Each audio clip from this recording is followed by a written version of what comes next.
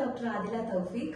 ഇന്ന് ഞാൻ നിങ്ങൾക്ക് മുന്നിൽ വന്നിട്ടുള്ളത് PCOS അഥവാ PCOD, പോളിസിസ്റ്റിക് ഓവറിയൻ ഡിസീസ് എന്ന കണ്ടീഷനെ കുറിച്ച് പറയാനാണ്. അതായത് കൗമാരപ്രായക്കാര് കുട്ടികൾ മുതൽ മധ്യവയസ്കരായ സ്ത്രീകൾ വരെ കാണുന്ന വളരെ കോമൺ ആയിട്ടുള്ള കണ്ടീഷനാണ് PCOS. എന്താണ് PCOS? ഇത് എങ്ങനെ വരുന്നു, ഇതിന്റെ പ്രിവെൻഷൻ, ഇതിന്റെ സിംറ്റംസ്, ഇതിന്റെ ട്രീറ്റ്മെന്റ്, ഇതിന്റെ മെയിൻ ആയിട്ടുള്ള ഘടകം എന്ന് പറഞ്ഞ ഡയഗ്നോസ്റ്റിക് ക്രൈറ്റീരിയ, ഇത് എങ്ങനെ ഡയഗ്നോസ് ചെയ്യാനാണ് ഞാൻ ഇന്ന് നിങ്ങൾക്ക് മുന്നിൽ പറയാൻ ഉദ്ദേശിച്ചിട്ടുള്ള കാര്യങ്ങൾ. അപ്പോ എങ്ങനെയാണ് ഈ PCOS വരുന്നത്? ഒരു 4-5 കോമൺലി കാരണങ്ങളുണ്ട്.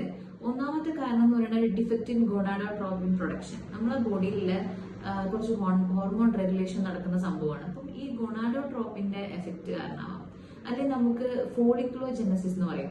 നമുക്ക് ഇൻസുലിൻ റെസിസ്റ്റൻസ്. ഇൻസുലിൻ നമുക്കറിയാം, ഇപ്പൊ കോമൺലി നമ്മൾ ഡയബറ്റിക് ഒക്കെ പറയുന്നുണ്ട്. ഇൻസുലിൻ എന്ന് പറയുന്ന ആ ഒരു ഹോർമോൺ ഉണ്ടാവുന്ന മാറ്റങ്ങൾ, നമുക്ക് ആ ഇൻസുലിൻ നമ്മുടെ ബോഡിയിൽ എത്രത്തോളം റെസിസ്റ്റന്റ് ആണ്, അത് ആക്ട് ചെയ്തിരിക്കുമ്പോൾ നമുക്ക് ഈ പറയുന്ന പോലെ PCOS ആയിട്ട് വരാം.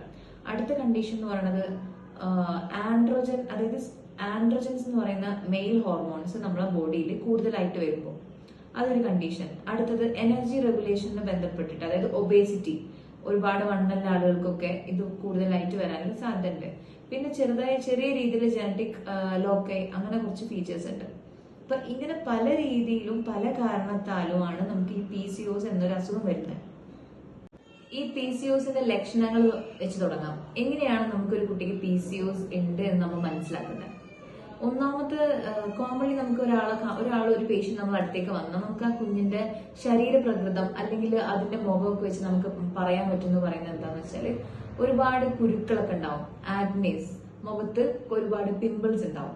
രണ്ടാമത്തെ കാര്യം, ഈ കുട്ടിയുടെ മുഖത്ത് നമുക്ക് എന്തെയും അപ്പർ ലിപ്പില്, ചിന്നില്, അതുപോലെ നമ്മുടെ ഈ കൃതാവൊക്കെ ഇല്ലേ, ഇവിടെയൊക്കെ ഓവറായിട്ടുള്ള രോമങ്ങൾ കാണാൻ പറ്റും, ഫേഷ്യൽ ഹെയർസ് കാണാൻ പറ്റും. മൂന്നാമതായിട്ട് ആ കുട്ടി തന്നെ നമ്മളടുത്ത് പറയും, എനിക്ക് മുടി നല്ലപോലെ കൊഴിച്ചിലുണ്ട്, ഹെയർ ഫോൾ ഉണ്ട്. ആ ഒരു മുടി കൊഴിച്ചിലും ഇവിടെ ഇല്ല എക്സ്ട്രാ ഗ്രോത്ത്, മുഖത്തിൽ ഒരുപാട് കുരുക്കൾ, ഇതൊക്കെ നമുക്ക് മുഖം നോക്കിയിട്ട് ഈ കുട്ടിക്ക് PCOS ഉണ്ടാവാൻ സാധ്യത ഉണ്ടെന്ന് മനസ്സിലാക്കാം. മറ്റൊരു കാര്യം എന്ന് പറയുന്നത്, ഇപ്പം തടി, ഒരു ഓവർ വെയിറ്റ് ആയിട്ടുള്ള ഒരു കുഞ്ഞ് അല്ലെങ്കിൽ ആ ഒരു കുട്ടി നമ്മുടെ അടുത്ത് വരികയാണ്, എനിക്ക് പീരിയഡ്സ് ഒന്നും കറക്റ്റ് അല്ല, എനിക്ക് പീരിയഡ്സ് ഒന്നും എല്ലാ മാസവും റെഗുലർലി വരുന്നില്ല. ഒരു നോർമൽ ഒരു വ്യക്തിക്ക് അല്ലെങ്കിൽ ഒരു കുട്ടിക്ക് നമ്മൾ എക്സ്പെക്ട് ചെയ്യുന്നത് 28 അല്ലെങ്കിൽ ദിവസം മുതൽ ഒരു 30 ദിവസം, അതാണ് നമ്മുടെ ഒരു നോർമൽ ഒരു ആവറേജ് സൈക്കിൾ. പക്ഷെ ചില ആളുകൾക്ക് വളരെ ഒരു 45 ഡേയ്സ് കൂടുതലൊക്കെ എടുക്കും. അപ്പൊ അങ്ങനത്തെ കേസിൽ നമുക്ക് ആദ്യം തുടക്കത്തിൽ സ്റ്റാർട്ട് ചെയ്യുന്ന ഒരു കുട്ടിയാണെന്നുണ്ടെങ്കിൽ നമ്മൾ അവരുടെ അടുത്ത് പറയും, ഒന്ന് റീഅഷ്യൂർ ചെയ്യാൻ. 12 വയസ്സിൽ പീരിയഡ്സ് സ്റ്റാർട്ട് ചെയ്തൊരു കുട്ടിയാണെന്നുണ്ടെങ്കിൽ നമ്മൾ എന്ത് പറയും, ഓക്കെ വെയിറ്റ് ചെയ്യൂ, നോക്കാം. ഒരു 1 to 2 years നമ്മൾ അവരെ നോക്കും. ഒരു വർഷത്തിൽ അവർക്ക് എത്ര തവണ ആവുന്നുണ്ടോ നോക്കാം. ഒരു വർഷത്തിൽ മിനിമം ഒരു 8 തവണയെങ്കിലും അവർക്ക് പീരിയഡ്സ് അല്ലെങ്കിൽ മാസമുറ സംഭവിച്ചിട്ടുണ്ടെന്നുണ്ടെങ്കിൽ നമ്മൾ അവരോട് ഇപ്പൊ ടെൻഷൻ ആവേണ്ട കാര്യമില്ല, വഴിയെ നോക്കാം എന്ന് പറയും. കാരണം തുടങ്ങിയതല്ലേ ഉള്ളൂ എന്ന രീതിയിൽ. ഇനി മുതിർന്ന ആളുകൾക്കാണ് ഇത് വരുന്നതെന്നുണ്ടെങ്കിൽ നമ്മൾ എന്ത് ചെയ്യും, നമ്മൾ ആദ്യം തന്നെ അവർക്ക് സ്കാൻ ചെയ്യാൻ പറയും.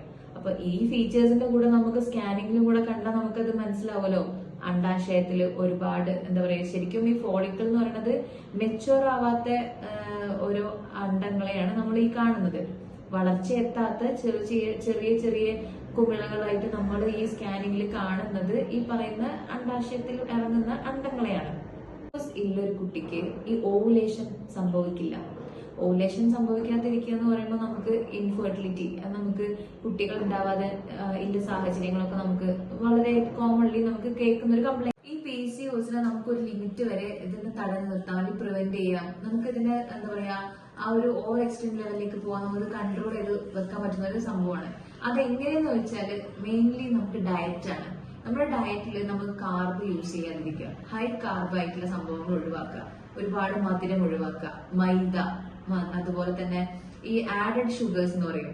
നമുക്ക് നോർമലി ഇപ്പൊ ഫ്രൂട്ട്സ് കഴിച്ചാൽ അതിനകത്ത് മധുരം ഉണ്ടല്ലോ, പക്ഷെ ഈ ആഡഡ് ഷുഗേഴ്സ് എന്ന് പറയുന്നത് നമ്മൾ സാധാരണ ടേബിൾ സ്പൂൺ പോലത്തെ പഞ്ചസാര, അങ്ങനത്തെ സാധനങ്ങളൊക്കെ അവോയ്ഡ് ചെയ്യുക.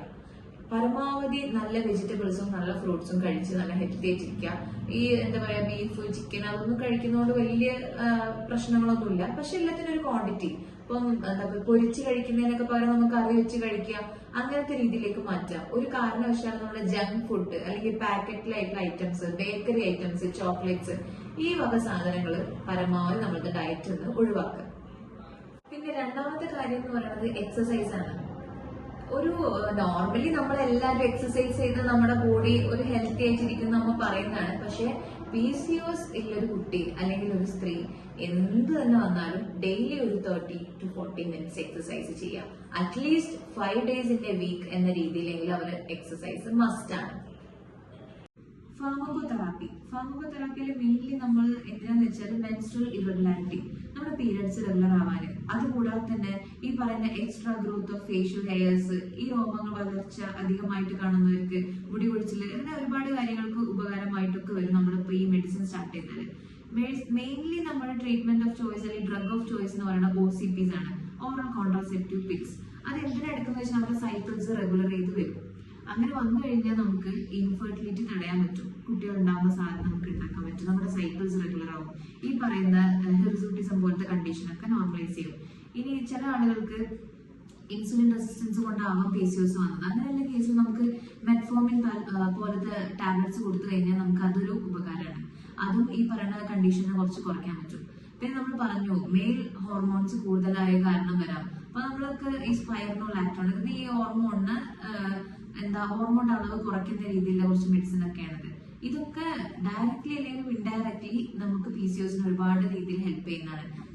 മെയിൻ ആയിട്ട് പറയുകയാണെങ്കിൽ നമുക്ക് ബെസ്റ്റ് ചോയ്സ് എന്ന് പറയുന്നത് നമ്മുടെ OCPs തന്നെയാണ്, ഓറൽ കോൺട്രാസെപ്റ്റീവ് പിൽസ്. ആ OCPs നമ്മൾ എടുക്കുന്നതനുസരിച്ച് നമ്മുടെ സൈക്കിൾസ്, ചില ടാബ്ലറ്റ് സ്ട്രിപ്സ് വാങ്ങുമ്പോൾ 21 days 7 days സ്കിപ്പ് അങ്ങനെയൊക്കെ ഉണ്ടാവും. നമ്മൾ ഡോക്ടറെ മീറ്റ് ചെയ്തതിനു ശേഷം നമുക്ക് വേണ്ട രീതിയിൽ നമുക്ക് ചൂസ് ചെയ്യാം. ഇതിന്റെ ഡയഗ്നോസ്റ്റിക് ക്രൈറ്റീരിയ എന്ന് പറയുന്നത് 3 കാര്യങ്ങളാണ്. അതിൽ ഏതെങ്കിലും 2 ഉണ്ടെന്നുണ്ടെങ്കിൽ നമുക്ക് അതിന് PCOS ആണെന്ന് ഫൈനലൈസ് ചെയ്യാം. ഒന്നെന്ന് പറയുന്നത് ഹൈപ്പർ ആൻഡ്രോജനസിന്റെ ക്ലിനിക്കൽ ഫീച്ചേഴ്സ്, നമ്മളിപ്പോ നേരത്തെ പറഞ്ഞ പോലെ ഹിർസൂട്ടിസം, ആക്നെ അതൊക്കെ പോലെ. അല്ലാന്നുണ്ടെങ്കിൽ നമ്മൾ ബ്ലഡ് ടെസ്റ്റ് ചെയ്യുമ്പോൾ ഈ ടെസ്റ്റോസ്റ്റിറോൺ അല്ലെങ്കിൽ DHEAS എന്നൊക്കെ പറഞ്ഞ ഹോർമോണിന്റെ അളവ് കൂടുതലായിട്ട് കാണുമ്പോൾ. രണ്ടാമത്തെ കേസ് എന്ന് പറയുന്നത് നമ്മൾ ഓവുലേഷനുമായിട്ട് ബന്ധപ്പെട്ടുള്ളത്. നമുക്ക് ചിലപ്പോൾ നല്ല രീതിയിൽ ബ്ലീഡിംഗ് ഉണ്ടാവാം, അതായത് മെൻസ്ട്രേഷൻ, ഒലിഗോമെനോറിയ അല്ലെങ്കിൽ മെനറേജിയ എന്നൊക്കെ പറയുന്ന കണ്ടീഷൻസ്. ഇങ്ങനത്തെ മെൻസ്ട്രൽ ഇറഗുലാരിറ്റി, അതും മറ്റൊരു കണ്ടീഷൻ. ഇനി മൂന്നാമത്തെ ക്രൈറ്റീരിയ എന്ന് പറയുന്നത് നമ്മുടെ USG, നമ്മൾ സാധാ സ്കാൻ ചെയ്ത് നോക്കുമ്പോൾ. ഈ സ്കാൻ ചെയ്ത് നോക്കുമ്പോൾ മോർ ദാൻ ഒരു അണ്ടാശയത്തിൽ തന്നെ മോർ ദാൻ 12 ഫോളിക്കിൾസ് നമ്മൾ കാണുകയാണ്. ഒരു 12ലേറെ കുമിളകളെ പോലെ നമ്മൾ ഈ അണ്ടങ്ങളെ കാണുന്നുണ്ടെങ്കിൽ, മെച്ചുവർ ആവാത്ത അണ്ടങ്ങളെ നമ്മൾ 12ലേറെ നമ്മൾ കാണുന്നത്. ആ കാണുന്നതിന്റെ സൈസ് എന്ന് പറയുന്നത് ഒരു മോർ ദാൻ 10 millimeter ആ ഒരു റേഞ്ചിൽ നമ്മൾ കാണുന്നു. അങ്ങനെയൊക്കെ ആണെങ്കിൽ ഇതിനെ ഡയഗ്നോസ് ചെയ്യാം. അതുപോലെ തന്നെ അതിന്റെ വോളിയം വെച്ചിട്ട് നമുക്ക് പറയാം. ഒരു 10 cc വോളിയം ഒക്കെ ഉള്ളൊരു കണ്ടീഷൻ ആണെങ്കിൽ നമുക്ക് PCOS ആണെന്ന് പറയാം. അപ്പൊ ഈ പറഞ്ഞ ഏതെങ്കിലും ഒരു 2 ഈ പറഞ്ഞ മെൻസ്ട്രൽ ഇറഗുലാരിറ്റി കാരണം വരുന്ന ഫീച്ചേഴ്സ് ആവട്ടെ, അല്ലെങ്കിൽ ആൻഡ്രജൻസിന്റെ ബ്ലഡിലോ അല്ലെങ്കിൽ ക്ലിനിക്കലി നമ്മൾ കാണുന്നതിന്റെ കൂടുതലാവട്ടെ, മൂന്നാമതായി നമ്മൾ പറഞ്ഞ USG സ്കാനിങ്, ഇതിൽ ഏതെങ്കിലും 2 വന്നു കഴിഞ്ഞാൽ നമുക്ക് PCOS ഡയഗ്നോസിലേക്ക് എത്താം.